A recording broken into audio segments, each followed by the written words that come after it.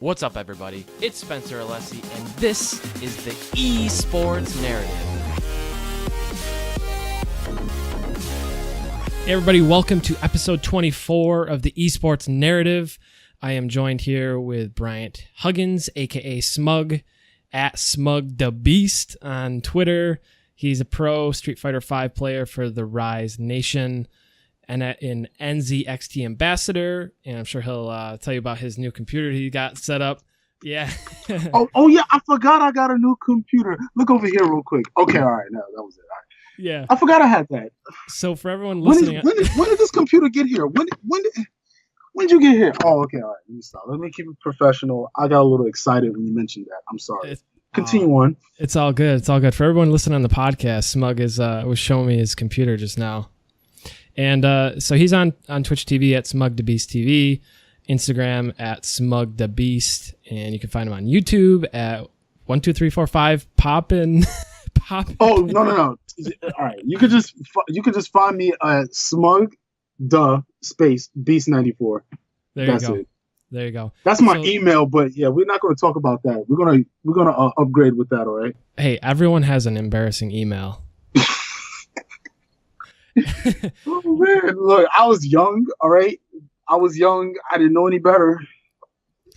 Well, welcome, long story behind welcome that. Welcome to the podcast. And first, I'd just like to start off and just hear from you how you got started into Street Fighter and how you got into fighting games. Well, I started with Street Fighter. Okay, so I actually was playing it since I was like 5. And see, I grew up in a house with my 2 cousins and my brother. It's like the 4 of us. It's like the Teenage Mutant Ninja Turtles, okay? Anyways, we all grew up on Tekken. We always loved fighting games, shooting games. We have all of that stuff in the house, you know? And then one day I used to go to a PAL after school, and they had like this arcade, but we went there like once a month or something. And every time we went there was an arcade, and it had a Street Fighter arcade. And the line was always crowded to play that game. So I thought like, wow, this game must be really good or something. So I waited online. It was finally my turn. And the first character I've ever played was Bison. And I just loved the way every time he threw out a punch or something, his fist turned and changed into colors. So I thought it was cool. And I ended up winning that match. So ever since then, I was like, what is this game? Somebody said Street Fighter. So ever since then, it stuck to me. So one day I went to the mall with my mom, and we went to a GameStop. And on the shelf, there was a Street Fighter EX, the very first one, Street Fighter EX plus Alpha. And I said, oh, that's Street Fighter. Then, it rang a bell in my head. I said, oh, we got to get this game. We got it. Man, ever since then, I fell in love with it. And my cousins, they didn't really like it too much. They weren't really Street Fighter fans. They were more into Tekken and Mortal Kombat. So over the years, I ended up just playing Street Fighter EX plus Alpha, and I eventually just got Alpha 3. And you know what? Speaking of that, so I was really working on an emulator for my PS, where I play old games, and I found the original copy of my Alpha 3. Nice. Yeah, I randomly found it the other day. So yeah, that's evidence right there. Like, yeah, so that was like my second game I've ever bought. And ever since then, I stuck with Street Fighter. I love that even more than Tekken. I ended up getting the 25th anniversary. Then eventually I just started playing Halo, blah, blah, blah. Then after that, I went back to Street Fighter 4 as soon as that came out. And I always stuck to that game. I said, I really want to get good in this game now that everybody has a fresh start. We all start off on the same part. So, yeah, that's how I started. Nice. So what would you say is as far as practice time? How many hours a day are you playing and practicing and training and stuff like that? Well, okay, so in Street Fighter 4, it was different than Street Fighter 5. Street Fighter 4, I definitely played that game all day, every day, I'll be honest. And then towards like Street Fighter 5, I'll still say Street Fighter 4 when I started traveling a lot more. I played the game less. And then Street Fighter 5 in the beginning, in the beta days, I was playing the game a lot because I really wanted to become one of the best players or the best player in Street Fighter 5. But then school hit me, so I couldn't really play as much as I wanted to. And then so I'll say averagely for Street Fighter 5, only when I stream, I'll tell you that. When I stream, I play for like averagely 3 to 4 hours, and then I just get off. So, because I have like responsibilities I do, so that's how much I play, like 3 to 4 hours. So how'd you get to be on Rise Nation? How'd you guys get connected? Well, it was like a long process because, there was a lot of sponsors that hit me up, and I didn't want to just say yes to anybody, because I just didn't want to, because I see a lot of people that got sponsored, and I just see how much they're struggling with their sponsors, how they're not treating them right. So, I was afraid myself. I don't want that happening to me, And as the more the more popular I became and the better I became in Street Fighter 5, the more I made an image of myself and the more I increased my brand, I definitely took that into consideration that, all right, you know what? Let me not mess this up. Let me know what I'm doing. It took me this whole year to actually sit down and think about what sponsor I wanted to go to. And, I looked at all the sponsors that hit me up, and I felt like Rise was the best opportunity for me. What were some of your concerns, about picking a sponsor or a team to play for? Definitely the main thing, I wanted a sponsor that definitely would take good care of me. Like they would fly me out to places. I don't want to get stuck anywhere, just being honest, Sure. I look at all of the stuff, make sure, they take good care of me, make sure I get something in return from them. Like, even if it requires salary, or do I get any more followers? Do I get a benefit from being in that sponsor? Mm-hmm. You have to look at all of this stuff when you just want to go to the next level. And then make sure like their networking is good. Make sure like you study their Twitter. Make sure who are they connected with. To see how that will affect you once you be on the team. What else can they bring to you? Like how do they help? How will they help you on Twitch? Just stuff like that. Just look at all that stuff, how they will help you as well while you helping them. So, what does esports mean to you? Like, if you had to describe esports or the fighting game community specifically, how would you describe it to someone? Esports is more like it's pretty much saying like it's making it going towards the mainstream level of popularity and try to get your name out there. So, for example, like now FGC is getting into esports, so now we have an opportunities to be on like a bigger level, like being on television. More sponsors involved, more recognition. So that's how I look at esports. How excited were you when Eleague picked up Street Fighter? Oh, when that finally reached us, I was actually excited because I'm like, wow, they're actually looking into fighting games now. That's pretty cool because usually first-person shooter games, they were always dominant. MLG, you name it, League of Legends, all of that stuff. So finally they're looking into the FGC. And we all have personalities too. So that's really good. It brings a little bit of excitement and entertainment to esports. So I think that was a good move they did. And I'm glad they actually reached out to us. So that's good.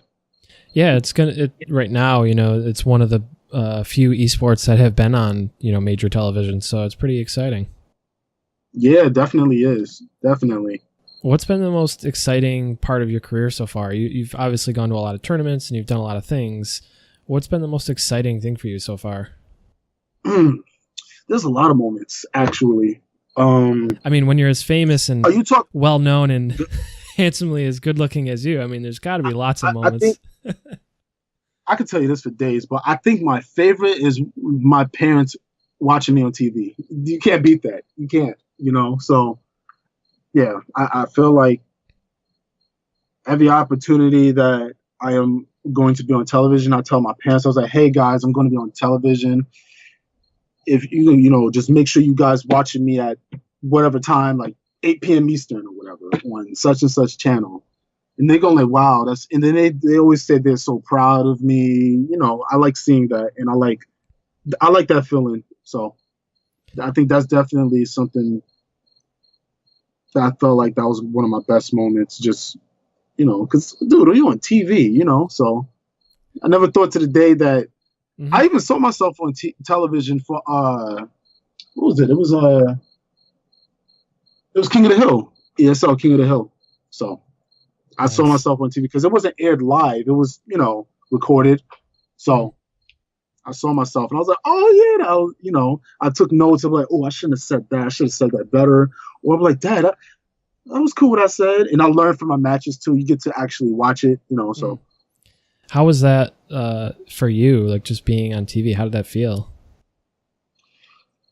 It just felt too unreal. I was like, wow, people are actually going to watch me on television. My friends are watching me right now on their TV. It feels good. Now, you've no doubt had, a fair share of successes and highlights and stuff like that. What's one thing you've struggled with? So, in this journey of yours? The one thing I struggled with, I definitely traveling at first because do you like to travel? When you travel a place. Say that again. Do you like to travel? Of course. Yes. yes. Okay. I love meeting new cultures. I love meeting people. I love talking to people. But my struggle again, because that you're gonna have those awkward conversations with people that doesn't really speak English too well. So when I was in Japan, it was kind of at times it was a little hard to talk to people that doesn't really speak English that well. You have those awkward conversations at times. But other than that, I mean, besides traveling, I think that's just the biggest issue at times. But the more you travel to more places, the more you learn. Learn about the culture. So that was pretty much it. I heard you mention coaching. Is that something that you have as part of Rise Nation? Do you have a coach? Do you work with a coach? And how do you think about coaching in FGC and Street Fighter? Coaching is a really good tool because it definitely you have somebody to give you advice that you can take, whether you can take or not. Also with coaching, they definitely look at things that the other opponent is doing that you probably don't even realize until the game is actually over. So, for example, say if I lost the first game to, I don't know, Tokido. Say if I lost a first game to him, they're going to say, hey, I've noticed his defense isn't that good. So you do this in that situation. So you think about it, you're like, oh, he does have a point. I didn't even notice that. Or you're like, you notice he jumps. Yeah, they tell you the patterns. You notice after when he throws out this, he starts doing this. So you're like, oh, that is true. And then when you go into the gameplay, when your coach tells you what to do in that situation, I'll say 8 times out of 10, it would work. 8 times out of 10, because the coach, they can figure out something, but sometimes they might be right, but then next thing you know, the person might catch on as well, and then might not do it anymore. He just got away with it at that time, So if you stick to that plan, you start second guessing yourself because you originally had a plan to go with in the game to start off with. So sometimes that can throw you out. It's good and bad to having coaches, to be honest. You find that it helps with strategy when you can work together with someone to create strategies. I had Pierce on the show recently, and he talked about how him and TSM Zero would create strategies and scenarios, and they would work through them. You find that as being helpful? 100%. Because I'm going to give a perfect example. Infiltration. Back in Street Fighter 4, he used to have a training partner called Laugh, played Ryu, and they used to be they were like you ever watch Sesame Street? Ernie and Bert, best friends. They just stuck to each other. So yeah. So I felt like that was the same thing. They always stuck to each other, and definitely having a coach or having a partner, it would help you in a lot of matchups. Say if he could just say, hey, I have to play against a Chun-Li, so could you help me? They definitely will help you, and they will look at the match. You guys both look at the match together, and you guys will break down matchups. You guys will break down plans of studying an opponent, saying, oh, he doesn't like to throw. because he gets too scared in this situation, or they definitely, it's good to talk to somebody about that. How do you get over a loss, or like how do you handle, being defeated in a tournament or not placing as well as you'd like? The way you get over it is look at it this way. At the end of the day, you're going to play him again. That's just how you're going to play him again. So, all right, good game. And it's good that you lost, because if you win, there's some times where it's so down to the wire. You won, but then you're not going to learn as much as when you lose. You see that? Mm-hmm. So, all right, if you beat somebody, okay, I beat them because of such and such strategy. But when you lose, you're like, I lost because I messed up here. I messed up here. You look at a lot of places where you messed up, and that cost you the game. So that's something you want to look out for. And the next time you play him, you're going to be like, all right, I know not to do this because that's how I lost last time. There's a lot more stuff I feel like you can learn when you lose than when you win. Yeah, it's the age-old saying of you learn more from your losses than you do your wins, There you go. Mm-hmm. You're right. What's been the biggest accomplishment for you so far? The biggest accomplishment for me is, this is a little off topic, but going back to school, it's really off. It took a lot of discipline because me personally, I never liked school. I never did. It wasn't for me. I thought it was too boring. I like doing activities, playing sports, but ever since I graduated from high school, I just felt too bored at home. I wasn't working, and I was just playing games, and I just felt like I was stuck, So ever since then, I see people that I'm close to, they're just having good jobs. They're going back to college. I see them graduating. So I'm like, hey, you know what? Let me try to go back. Ever since then, I appreciate it. I met a lot of people that now I'm actually cool with that I met from college, and there's some people from college that I still talk to that helped me in the FGC. I just felt like that was a good move that I did. What do you think, now talking about FGC as a whole, what do you think is something lacking or something that the community or the scene needs to continue to grow and be successful? See, what esports, that was definitely a good move. So I was saying sticking to esports, and that's eventually, I feel like the more they're going to work with us, it's just going to be bigger and better moves. More sponsors are going to get involved with us, because now the first big move, we're starting to be on television. I feel like, how with games like Halo, Counter-Strike, Gears, how they have these big tournaments where it's like teams, like sponsored teams versus another sponsored team.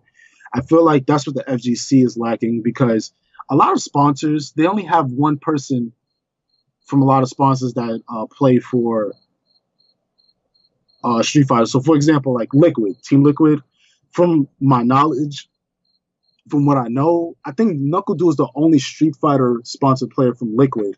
Mm-hmm. So I feel like, excuse me, I feel like if they have like a couple more, like three more people that get signed to Liquid, and have Team Liquid versus Team Rise or Team EG, I feel like that would be a better thing, How is it as far as the individual FGC tournaments go? Like, how is there leagues or things like that carry over points and things like that? I'm not too well versed in the fighting game community, but is there major leagues that are like the highlight leagues, and then smaller tournaments underneath that, or what's the tournament scene like? Okay, so there's a thing called the Capcom Pro Tour. So you have two, because each tournament, there's going to be a lot of tournaments where you get points. You get like ranking points, mm-hmm. and you the top 32 people with the most amount of points gets to be qualified in Capcom Cup. So you have two different types of tournaments. You have the premier tournaments, and you have the ranking tournaments. The premier tournaments is where there's more money involved. There's more points you get awarded for winning. So I believe if you win a ranking event, you win 400 CPT points. That's CPT is Capcom Pro Tour points. So you get 400 CPT, points for winning a premier, and you get, I think, 160 or 190 points for winning a ranking. In a ranking event, it's a little easier because not that many killers go to rankings. They usually go for the one that has more points. Mm. But usually those tournaments are stacked. So it's like a ranking, you probably have up to 100 people, but Premier, you have up to like at least 300 to 600 people. Are you playing against other pros, or is it people who kind of are just trying to get into the scene? What's the player base like? Well, okay, you mostly play against pros with invitational tournaments. Invitational tournaments is something like Eleague, where you have to be a top player. You know, you have to be a top player to enter that tournament or something, or just a known player, somebody that's really good in the game. But a premier or a ranking event, anybody can enter. So all you have to do is sign up. You just pay a little cash to enter, and that's the tournament. They run brackets. So only for like premiers and rankings, you could run into anybody. But invitationals, you know who you're going to play. Now, we talked about streaming. That's something like Capcom Cup. Sorry. Yeah. That's something like Capcom Cup. Cool. So I just wanted to change gears a little bit and ask you a little bit about your streaming career. How long have you been streaming? I've been streaming since October 2014. Okay, October 2014, I played that one time, but I was borrowing some streaming equipment because I wanted to start to at least, to have my feet touch the water and see how things are running. But I was borrowing Arturo's computer, laptop, and all that, and I was only to stream one time. And then eventually I just saved up to get my own laptop. And that was, when I got my own laptop, I started streaming like probably spring of 2015. Took a couple of months to get all that streaming equipment. So, and what's it been like, building up your community and engaging with that? How have you liked that, and how's it been for you? I think it definitely helped me because it definitely made a lot of, I gained a lot more fans, people that are really love me and know me from my streams because of my personality, my sense of humor. And I took that to consideration. I was like, you know what? All right, people like that, me doing stupid stuff on stream. People like watching that, And I gained more viewers because of that, because I stayed consistent with me starting to stream. So because of that, that's how then I started tweeting more. I started telling people I'm going to start streaming what time. Usually I stream 9 p.m. Eastern, usually. So ever since then, for almost 2 years, 2 years. Yeah, for 2 years, I was just saying I'm going to stream such and such. I'm going to stream here. I'm stream there. Do different things. Sometimes I say I'm going to stream to 100 duffs. That's what I say when I get a win. I don't just say win. I have like a little chart. Mm-hmm. So if I have a win, I just put you got duffed or you got smugged. And then if I lose, I'm going to say, you know what? I technically didn't lose. I'm going to just put that loss to give it to charity. Just a little joke. Yeah. So if I lose, just add it to the charity. That's it. I like that. I like that frame of mind. Spice it up a little. It's unique, It's what gives you your uniqueness. Yeah, and then if I lose, then I see the chat blowing up saying charity, add it to charity. Now, do you have a charity emote yet? No, I don't. I don't have a charity emote because you got to have a lot of subscribers. Right now, I have over 100. So I have my own Twitch emotes. I have my own face, like my own Twitch face, Twitch emote. I have a couple of things. What's your advice for someone just starting out streaming? And I know that I've had a couple streamers on before. What's your advice for people who are trying to get into streaming and be entertaining and create a fan base and community? Well, you have to have a really, get consistent on Twitter, get consistent on social media until somebody recognizes you. I'm telling you, it's going to work. You get that one retweet from somebody, and then next thing you know, they're going to be like, yo, I heard of this guy before because he had a funny stream one time. And the next thing you know, you just start getting more followers, people hosting you, that helps. But I just feel like just staying consistent, you're gonna get more followers because say if like for example, I stop streaming, people want to know who's next. People want to know, all right, well he stopped streaming. I still want to watch some Street Fighter, so you never know. The more consistent you on, if I stop streaming, then the followers start going to your stream next, you know. And then people are gonna be like, hey, your stream is pretty good. When do you stream? People start asking you those questions. And you say, hey, I stream at 5 p.m. You know, catch me there. You know, just tell me your schedule, and you should be straight. And then the more you're just going to eventually start getting more and more followers. Now you're a dominant Street Fighter player, but what would be your advice for someone who thinks they're good enough to maybe make a run at going pro or try and be competitive at it? Okay, then just into the tournaments. Pretty much, if you feel like you're confident enough to start winning, if you feel like you're good enough to like win tournaments, start entering tournaments, and people are gonna start recognizing you once you get to that level where you start being on stream. They're gonna be like, hey, this dude beat Daigo. Who is this guy? I've heard of him before. You know, if you just beat an international, because usually the international players, they're known to be like the best Street Fighter players. So if you beat one of them, oh yeah, you in there. Let you beat one of those dudes. They're gonna be like, whoa, he beat Momochi? Wow. We gotta follow. Who is this guy? And then next thing you know, your name starts popping up. People are going to be like, hey, man, like say if your name is, I don't know. Say if your name is Jimmy Jr. Jones, whatever. I don't know. But say if your name is Jimmy Jr. Jones. They'll be like, yo, Jimmy. Then next thing you know, you see people on the streams typing your name with exclamation marks, like all caps, Jimmy. They're gonna be like, hey, this is one of my favorite players. And there's gonna be people that's gonna wait to know what tournaments you go to. They're gonna be like, hey, what's the next tournament you want to go to? I want to see more of your Ryu, if you played Ryu. They're gonna want to see more of that. Because you beat Momochi, they're like, dad, this dude is really good. He beat the Capcom Cup champion and Evo champion. He beat him on stream. People think of that, and they're going to be like, wow, I got to see more of this guy. They're going to start searching you on YouTube, see more videos that they feel like they missed. And that's when it starts off. Then if you start streaming, that's it. They're going to be like, wow, I got to see more of this dude. Then you get sponsored by Jimmy John's.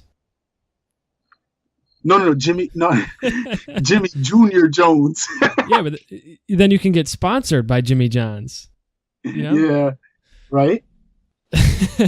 So would you say the barrier to entry in Street Fighter is lower or less than other esports? Like with Counter-Strike or League of Legends, you need a team. Now you can play ladder and things like that and become known, but with Street Fighter, it sounds like if you go to a tournament and you start beating some of these people, like you're going to be instantly recognized and maybe even picked up on a team. Well, see, with Street Fighter, it's a little different because you don't have to require a team, but it would be a better look to see what sponsored team has the best players. So, for example, you know how have you ever seen like the FGC where they do like 3v3 tournaments? Mm-hmm. Something like that. So, and those are hype. They're always hype. So, with 3v3 teams, people want to know who has the best 3v3 team. So, when it comes to sponsors, they're going to be like, all right, who's the best sponsored team? Team EG, Team Rise, you name it. So, people like seeing teams. And I feel like that'll be on a better level. So, what's been one of the most memorable moments for you, or like the sickest match, or something like that that's been super hype, or something like that? My sickest match, or just in general? In general, like the sickest match you've seen, or maybe it's one of your own moments. Nothing is beating the moment when Punko double perfected Daigo at Evo 2011. Nothing is beating that. That was ridiculous. That was the first time I've ever seen Daigo get blown up. That was the first time I've ever seen that. Perfected on twice? You did on Daigo? Who is this guy? His name is Punko. I need to look him up on YouTube. You know what I mean? So that's where it starts, You know something? Ever since he did that, he made me play Seth, because he played Seth in Street Fighter 4 for anybody that does not know. And yeah, ever since then, I was like, let me play Seth, man. And you start getting people to want to play your character. So what's your go-to character right now? I play Balrog, boxer, in Street Fighter 5. I play him. Feel like he's a cool character. He's a boxer. He does a lot of cool punches, does massive damage, very hype. I like him. In Street Fighter, do players normally find a character they like and stick with it, or do you change it up? Or Yeah, sometimes you go through a phase because for me, because I started in Street Fighter 4, I started with Balrog in Street Fighter 4, vanilla, but then in Super, he got a little boring, so I started playing Ryu and Ken. And then I just ran into Dudley, then I stuck with Dudley. And then in Street Fighter 5, Dudley wasn't in the game, so I was in a little character crisis. Then I ended up playing Karen. Then Balrog came out for the trailer. I was like, I have to play this character, man. He just looks too cool. He looks too much fun, so... Do you ever pick a character to come, as a strategy to go against someone who's picked something that is maybe weaker to a certain character or not? No, I haven't tried it. That's called like counterpicking for anybody that doesn't know. But yeah, I don't really counterpick. I just stick to me playing the character, and that's how I learn the matchup. That's how I feel. So you think any character can be any character? It's more about how you use it than the specific character. Yeah, pretty much. Yeah, because look at Bonchan. He doesn't switch. He stays with Nash, and he's getting the job done. There's a lot of people that just stays with one character. Yeah.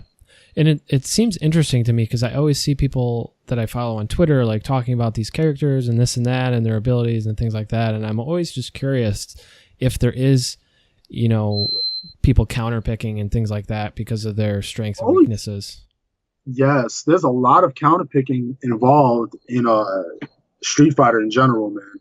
I lost to a lot of top players because people chose the character that I was a little weak with. And then the next time I played them, they chose the same character, but I learned the matchups. I learned from my mistakes, so I won't have that happen to me again, where people feel like I'm weak to that character. So I made it where I learned the matchup enough where you had to be a specialist with that character in order to beat me. So that's usually my goal. Now, when you're training or over the years as you've been playing, what are some things that you've done, daily or what are some habits that you think has helped you become a top player?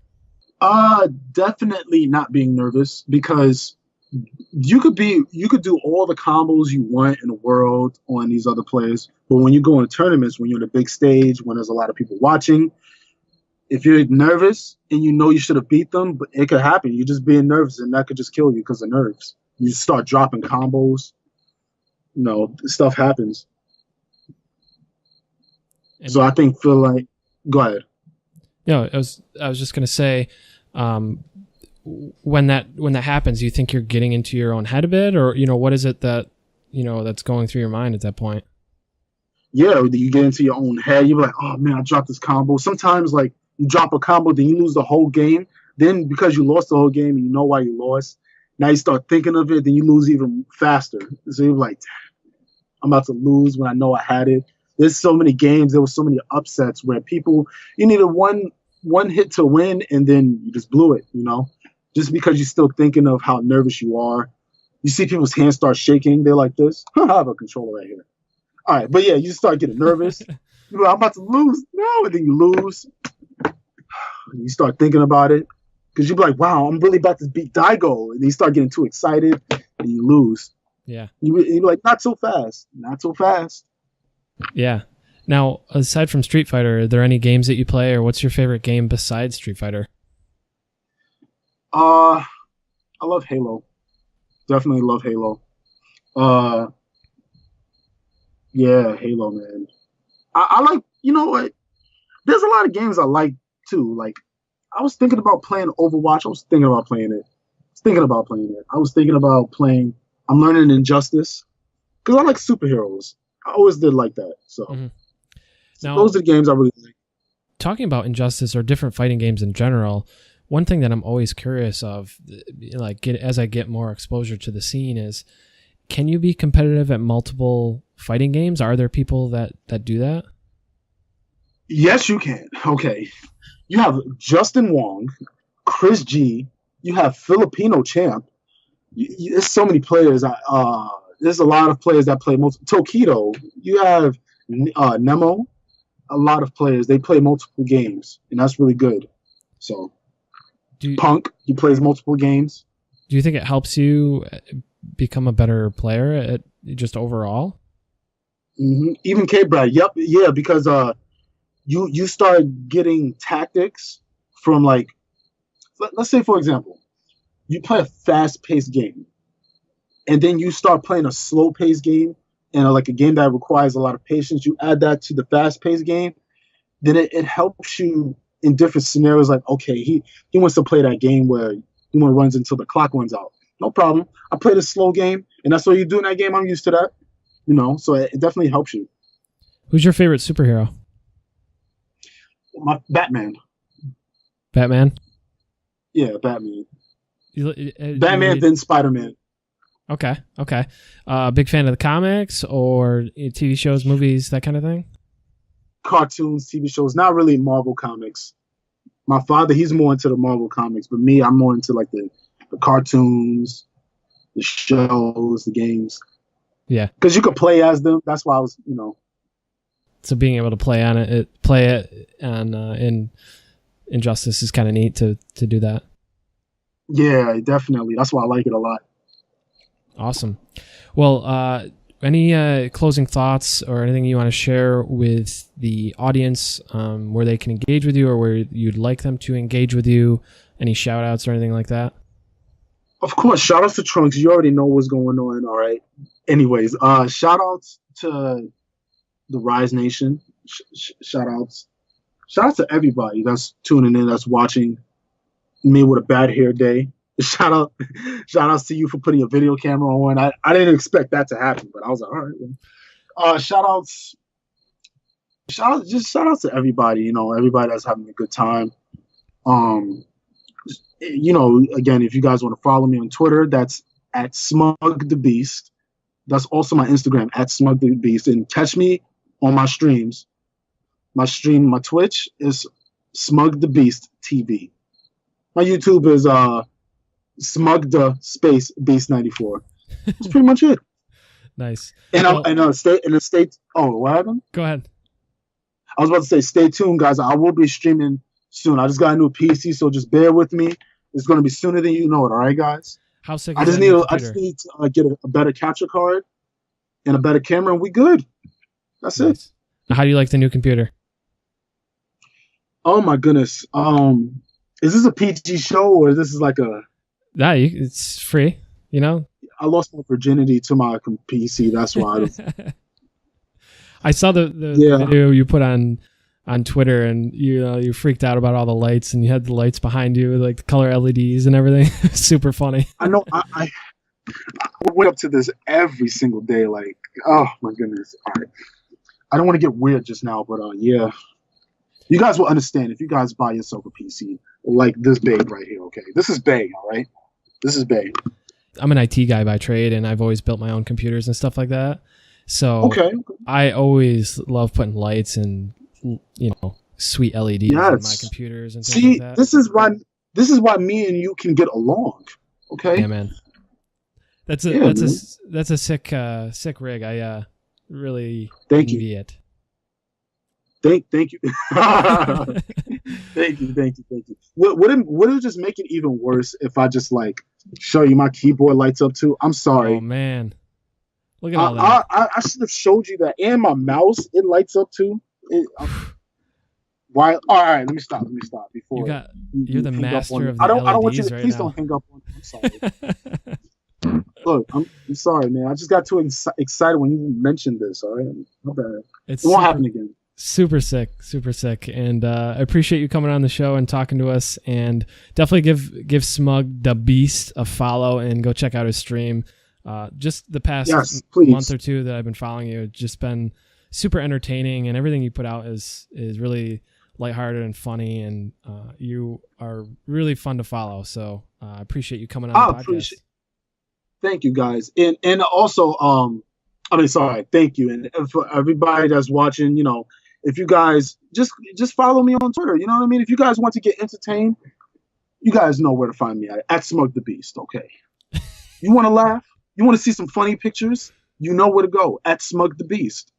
My Instagram, too. If you don't like Twitter, if you allergic to Twitter, go to Instagram, follow me on there. We're good. I have everything. You're not escaping from the laughter, all right? You're not. There's nothing you can do. Once you hear my name, that's it. Nothing you can do after that. You're probably the funniest man in FGC. Oh, it's good to have a sense of humor. I appreciate it. Thank you. Awesome. Well, thanks again. And I just want to remind everyone that if this all goes as planned, this show is just the beginning.